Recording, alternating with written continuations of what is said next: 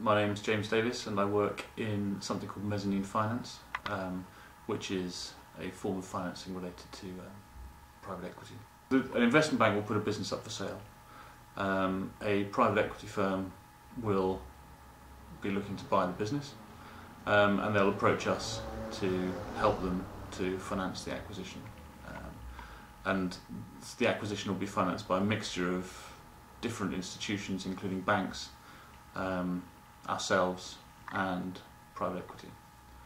And that's really the beginning point. And then we'll analyse that information and make an initial decision as to, do we think it's worth pursuing? Well, we're looking at very basic information on the company.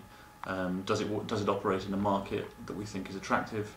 Does it have a good position in that market relative to its competitors? Is it generating cash flow, reliable cash flow that we can predict? Is it well run? Does it have a management team with a good reputation? And it's all at a pretty high level at that point.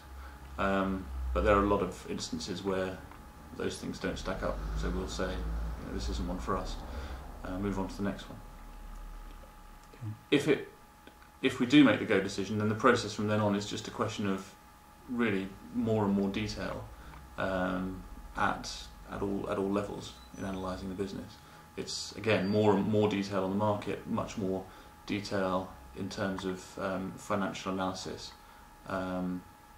We will always spend time with the management of the company to make an assessment of their skills. How good we think they are, whether we can rely on them, and that process takes quite a long time, and that can take a month, 2 months, sometimes even longer.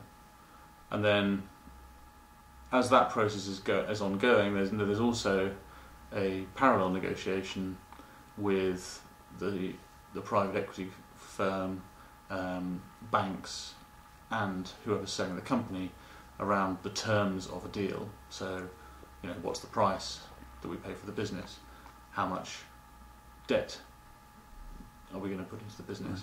On what terms? What's the cost of the debt? What's the cost of our money? So is it accurate to say that the senior guys would be doing the kind of negotiation of those kinds of terms, and the more junior guys, the analysts, would be doing the analytical stuff? Yes. Yeah. So for the junior guys, there's a lot of financial modelling and a lot of analysis of the business. Okay. And briefly, James, how did you get into what you're doing? I left university and trained as an accountant. So I worked for one of the big accountancy firms as an auditor, and did the chartered accountancy qualification, and that's a good basis for any kind of financial career, really. It's